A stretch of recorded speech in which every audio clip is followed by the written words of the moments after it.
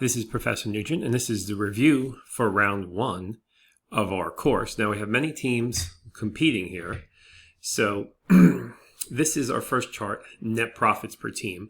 And we have a team here in number one position earning, Team 9 earned $61 million in net income. Truly an astonishing feat. And then we have a number of companies earning above $55 million. So Team 11, Team 21, Team 31, Team 33, Team 35, all performing very well on profits. Now, you are in the wrong team is a team that I put inputs in so I can demonstrate some common mistakes and some advice for moving into round two. But if you are in this team and your team says you're in the wrong team, you are in the wrong team. Make sure you go and select your proper team. And there's a video on Blackboard to discuss how to select your team. Okay, moving on to points per team. So we see that a number of teams, remember, I'm requiring that for the practice round, the hurdle was 1,500 points, which most people did quite easily. For the team competition, I'm requiring a minimum points of 2,500. And that should not be a problem for most teams, because if you look here, many teams scored over 1,000 points. Well, two teams scored over 1,000 points. Actually, 5 teams scored over 1,000 points, and many other teams scored over 800 points. So very strong showing for the first round. And you expect the first round to be a strong showing because you're coming off of a very poor management decision team. So you have to have been, able to make better decisions than the team that was just fired from the company that you're taking over. Now, remember, just because you get 1,000 points the first round, as you know from the practice game, you don't ever see 1,000 points around after round one. Very uncommon. Most teams are going to score around 400 to 500 points every round after round one. So round one's a relatively easy round to make a lot of points, and then most teams will score usually between 300 to 500 points in each round after round one. Although if you're scoring at least 425 points a round after 6 rounds, you'll have more than enough points to make the 2,500 point minimum cumulative points for the simulation, which was good. No one lost points, which was very good. A first for me, so that's great that no one lost any points.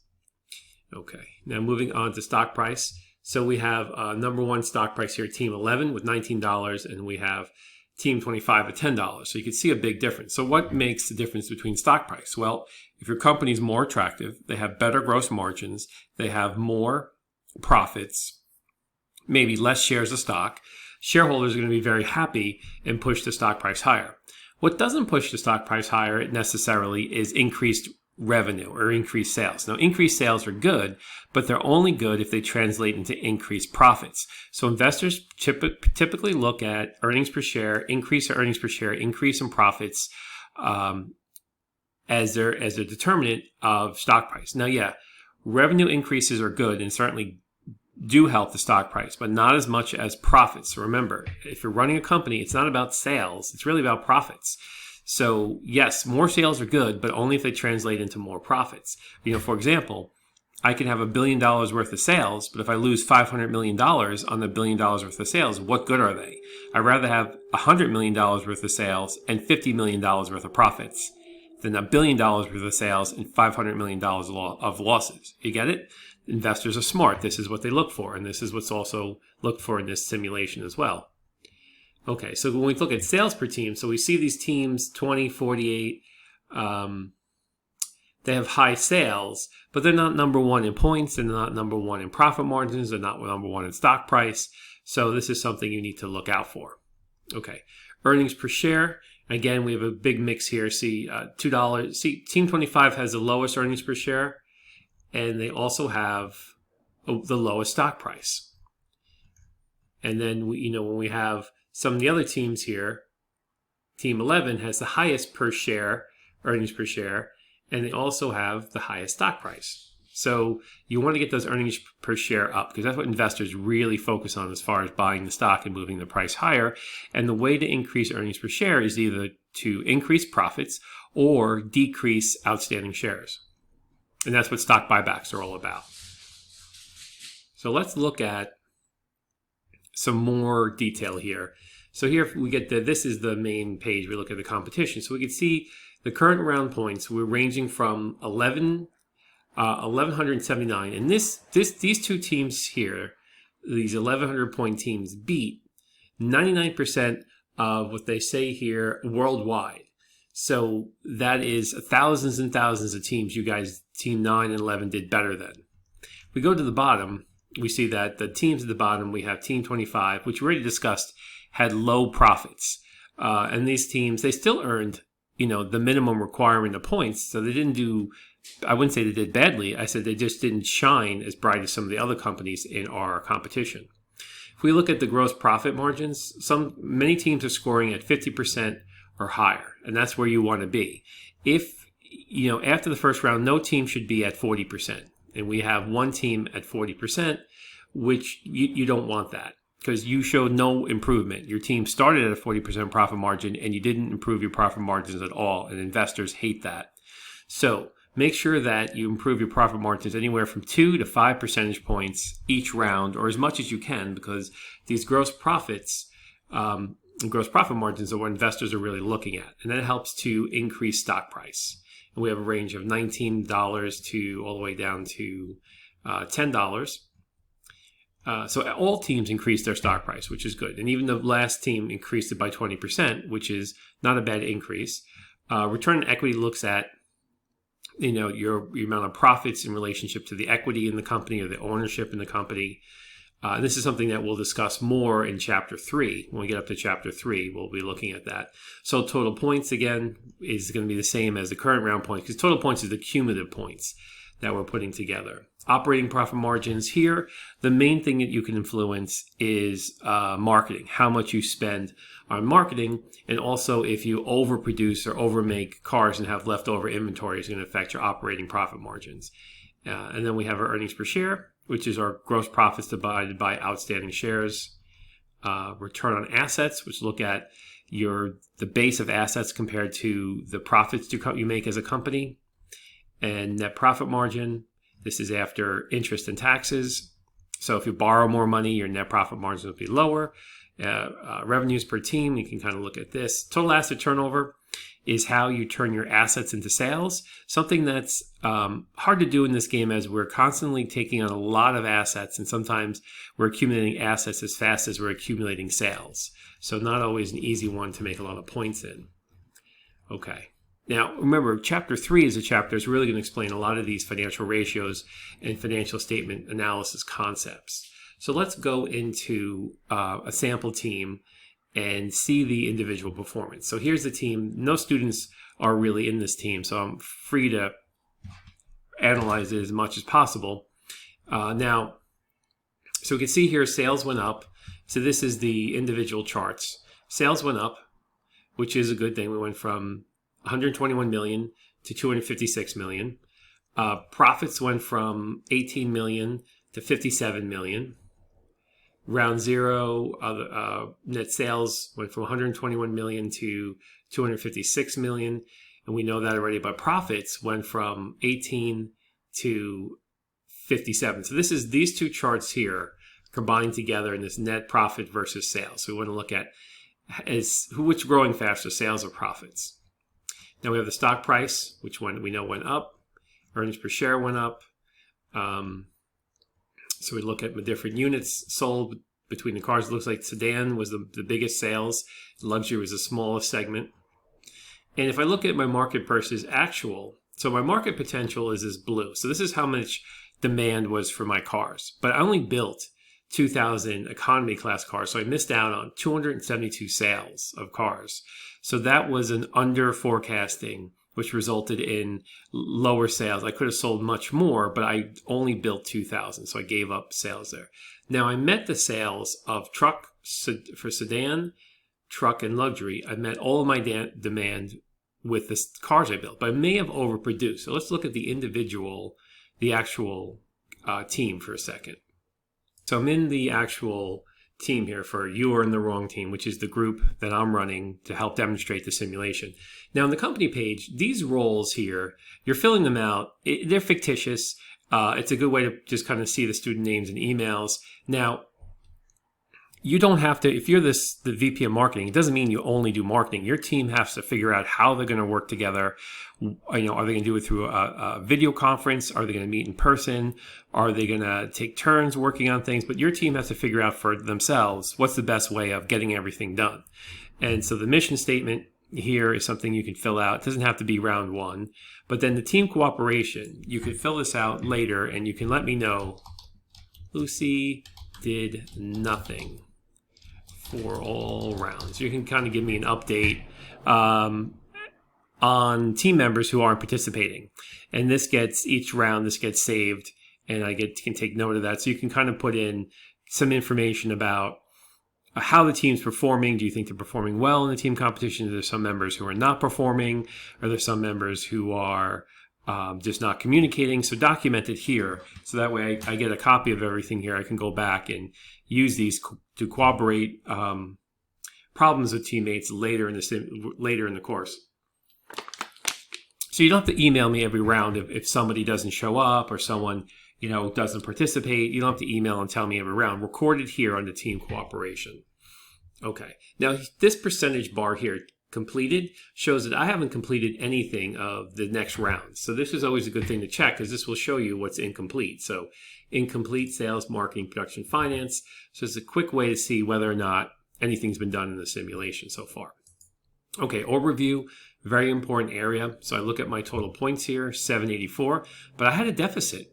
Now I thought I was going to have a surplus. It said I was going to have a surplus, but I wound up with a deficit, which cost me 100 points. So instead of making 100 points, I lost 100 points. So this could have been 984, not 784. So why did I get an unexpected deficit when my pro forma financial statement showed surplus? The biggest reason for that is on production. If I have inventory here that wasn't sold, so here inventory, leftover current inventory that wasn't sold, this never materialized into sales or profits. So even though they did their best effort to tell me what I'm likely to make next year or have as a surplus, it's not 100% accurate unless I sell everything I forecasted. So that's how I got that unexpected deficit. But if we look here, the year over year change, my sales went up 134%. The maximum points I can earn in any category is 100. Now I borrowed some money, so my quick ratio went down, but my debt ratio went better as my equity went up. My profit margins went from 10 to 50%, or 25% increase, which I earned 25 points. My operating profit margins went up 41%, and my net profit margin went up 43%. And this trickles down into improved performance. Remember, total asset turnover and return on assets are going to be two areas that are very difficult to improve upon as you're becoming a new company and buying a lot of production, having a lot of inventory, just accumulating a lot of assets, operational investments. Your assets may grow faster than your profits or sales, and that which makes these difficult to always do well in. But if you have high profit margins, you're going to do well in many of these categories, which I did, which is, return on assets, earnings per share, return on equity, market capitalization, book value. I earned many points in these categories. And my forecasting was good for economy, but not 100% accurate for sedan, truck, and luxury. So although I did make points here, once your forecasting becomes more accurate, it's harder and harder to make points. But the goal here is not to lose any points due to poor forecast.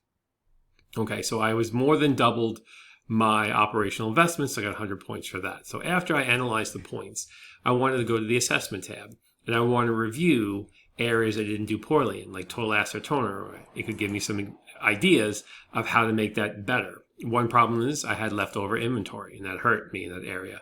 Operational investments are a little bit behind. Cash management, I had a deficit, so it's going to explain that. So this is a good way to get an idea of how you performed in the simulation. Now moving over to charts, I can look at the charts. Now we discussed these before for the entire class, so I don't need to review this again. Industry, I can go right to the number one teams, and I'm going to get details on how they designed their cars, what their labor costs were, what their sales price and profits were, what their financial ratios are, and their points. So I usually get a few students say, well, this is really unrealistic that you're getting all this information about other companies. No, you're wrong. It's very realistic. So if GM wants to go to Toyota's annual report, they can get all the financial information about Toyota because they're public companies. And if they go to any website, they can get all the information on how the car is built, the features of the car, the reliability, the fuel economy. So all this information is public and out there. So this industry page is nothing unusual that you'll find in the real world. So you could use this to see which competitors are doing better than you and try to discover their ideas and incorporate their ideas in your strategy. Okay, your financials are backed up. So from chapter 3, if you read over chapter 3 or watch the lecture, I talk about the income statement, I talk about the balance sheet, and I talk about statement of cash flows. And these are all backed up here in real time. And that's also the same thing for the overview. Many of these overview are financial ratios that I talk about and discuss in chapter 3 of the lectures as well. Okay, moving on to the sales page. So now I'm in Y-2 and I'm in the new sales page and I see the customer expectations have increased. And the importance factor is that remains the same, but I'm going to have to redesign the vehicle. Just like cars in the real world have new editions come out every year, I'm going to have to redesign the vehicle. So as I redesign the vehicle, I could look to last year's information about my sales, about my decisions as I'm redoing this year. So I'm going to try and increase my variables. So my car has more of what my customers are expecting. And I'm going to raise the sales price and I'm going to increase my forecast. So here, I'm not really increasing my profit margin much. So I may have to modify things a little bit, trying to get that profit margin up. I want to be up at least 2 percentage points as I move forward. And as you know from the practice game, this becomes harder and harder to do.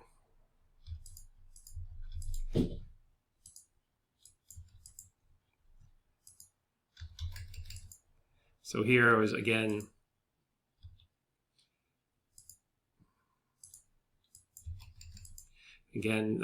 only up about 1%. So I'm going to have to change things a bit.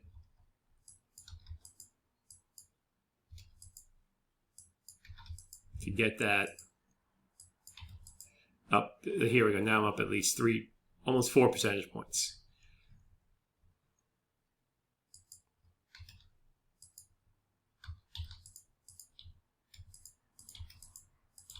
And you can see that customers are expecting a lot more here. And I'm pushing up. My persist is only about not even 2% yet, so I'm going to try to get that at 2%. Ultimately, I really like to move up 5%, but it's a little bit harder because customer expectations have increased so much that it's been difficult to meet all the new customer expectations and move up my... Now, don't follow my sales forecast here because I'm just putting numbers in here. I'm not saying you should duplicate what I'm doing, but I'm just kind of walking you through the simulation here. And of course, we have these reflective observations to be filled out. And for sales, they need to be updated for this round too. So now you can see here that in my overview page or the company page, that I'm 25% complete, and you see that these are the 3 sections that are left to complete. So this is a great way of seeing how much is left to do. Now you can see here, a big fail is that all the money was put into television last round. And according to the student user guide, they should be spread between the rounds a little bit more. So when I am doing the marketing, I can see now that the budget for year 2 has expanded. And I should probably think about increasing my spending, spreading my spending out a little bit more between these categories as it relates to how effective each of those are, which you know about. Okay. And coming over to production, I see here that, like I said before, I had this unused current inventory. So for the first, let me set up, I'm going to buy a new production plant for this first vehicle. And I'm going to buy some more operational investments. And I need another production plant. And you can see here that I have leftover inventory. So the excess shortage should always be zero, and I can resell these cars as I move forward.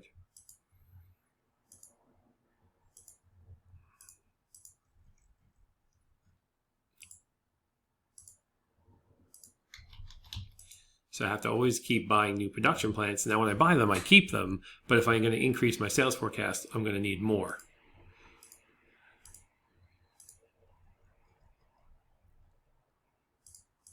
So as I finish production, buy some operational investments. Okay. And again, I can reuse my current inventory. Now, and then the reflective observations erase, and you have to reset them for round 2 and re-enter them based on your utilization. So moving into the last round, financing. So I'm going to go to the pro forma, which we learned from chapter 3, that this means my estimated financial statements. So my profits are doubling in my estimate. And that's if I sell all the vehicles I promised to sell. And I do have a cash surplus. So I'm going to use the surplus. I'm going to pay down some of the debt that I had borrowed in the previous round. But I'm going to keep at least, I want to keep at least 10 million. So let me lower this a bit. So I'm retiring some funds. I did borrow a lot of debt last round to buy back some stock. So I'm retiring some funds here. And I see that I have a surplus now of 10 million. That's, the bare minimum. I want to have at least a $10 million surplus in case I have any unsold inventory. Okay, so now I'm going to submit, fill in my reflective observations finance page, submit. And now I get to this page. So here, just because I've made the decisions for year 2, it doesn't mean another team member, we can't meet at a later date, another team member can go back in to review the game and then make more changes. So if you go back in, you notice now it's going to say completed. So it means that everything has been entered for sales, marketing, production, and finance, but doesn't prevent me from going back into sales and making some adjustments if the team meets again at a later date once everything's inputted, and then you hit your sales data. Now remember that you need to work as a team. So a company doesn't have the salesperson not communicate to marketing, production, or finance. So if sales redevelops a vehicle that's going to be very attractive, marketing needs to know that so they can advertise those facts and increase the marketing budget. And production is going to need to know that if they're going to have to ramp up production to meet the sales forecasts and the marketing demand. And finance is going to need to know about all these 3 departments so they can increase the financing or issue new shares of stock to help pay for the additional changes that are going to be made in the next year. So that's why all people in the team that are working on these different pages need to communicate to help make a sound decisions for the company. Okay, so that's my review of round 1, some hints from round 2, and some ideas how to analyze your simulation. And thank you very much for listening, and I hope you found this helpful. Take care.